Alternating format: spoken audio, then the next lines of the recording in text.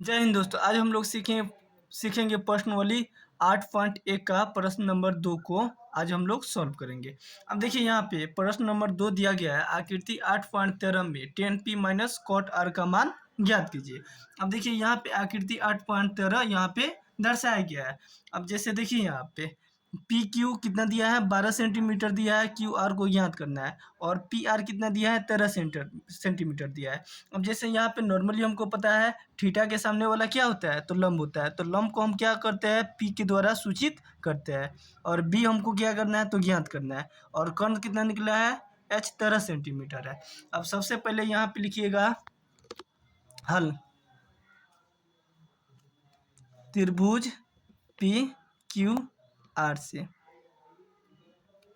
अब देखिए यहाँ पे हमको क्या करना है, तो आधार निकालना है। तो आधार निकालने के लिए फॉर्मूला क्या होता है, तो यहाँ पे हो जाएगा b बराबर H square minus P square. अब देखिए h का मान कितना है, तो 13 सेंटीमीटर है, तो यहाँ पे हो जाएगा 13 स्क्वायर माइनस 12 स्क्वायर। p का मान कितना है, तो 12 है, तो यहाँ पे लिखिएगा 12 स्क्वायर।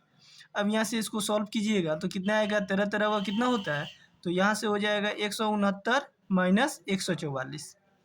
12 12 का कितना होता है, तो 144 होता है। अब यहाँ से देखिए घटाइएगा तो कितना बचेगा, तो यहाँ पे 25 बचेगा। अब यहाँ से कितना होता है, तो 5 गुना 5 होता है। 25 का अगर आप रूट में हटाइएगा, मल्टीप्लाई कीजिएगा, तो 5 गुना 5 बराबर कितना होता है, तो 25 होता है। अब एक संख्या क्या होता है, जब भी रूट हटता है तो यहाँ से एक संख्या कैंसिल हो जाता है और एक ही संख्या बचता है। तो यहाँ पे हो जाएगा b बराबर 5। तो यहाँ पे देखिए b का मान कितना आ गया, तो यहाँ से हो जाएगा 5 सेंटीमीटर। अब देखिए क्वेश्चन क्या कर रहा है, 10p माइनस कॉट आर का मान ज्ञात करना है। तो यहाँ पे लिखिएगा 10p माइनस कॉट आर से। तो देखिए टेन थीटा का फॉर्मूला क्या होता है, तो यहाँ से हो जाएगा लंब बटा आधार। तो यहाँ से हो जाएगा लंब बटा, यहाँ से आधार दे देते हैं। यहाँ से माइनस पहले से है। अब देखिए कॉट थीटा का फॉर्मूला क्या होता है, तो आधार बटा लंब।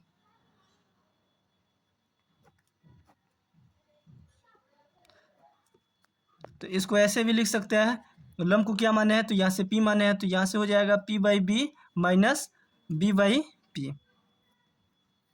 अब यहाँ से सबसे पहले इसको समझ लेते हैं। अब यहाँ से ये क्या कह रहा है प्रश्न, तो यहाँ से कहा है 10p। अब यहाँ से अगर हम p के पास अगर कोण बनाते हैं तो थीटा के सामने वाला क्या हो जाता है, तो लंब हो जाता है। तो यहाँ से क्या हो जाएगा,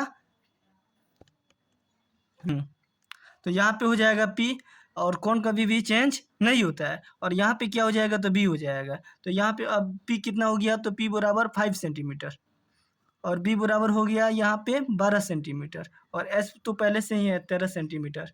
अब वैसे ही लिख लेते हैं। तो p का मान कितना दिया है, तो यहाँ पे हो जाएगा p का मान कितना है, तो यहाँ पे 5 सेंटीमीटर है, तो यहाँ पे लिखिएगा 5 बट्टा।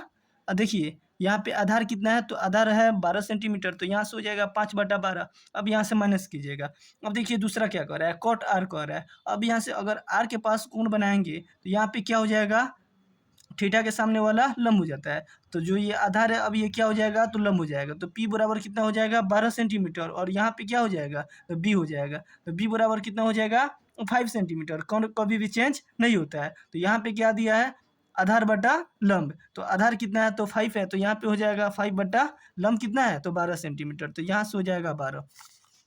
अब इसको सॉल्व कीजिएगा तो दोनों का एलसीएम लीजिएगा तो कितना आएगा, तो 12 आएगा। अब यहाँ से 5 माइनस 5 बराबर 0/12। इसको सॉल्व कीजिएगा, 0 से कितना भी भागा कीजिएगा तो क्या आता है, 0 आता है। तो यहाँ से हो जाएगा 0 आंसर।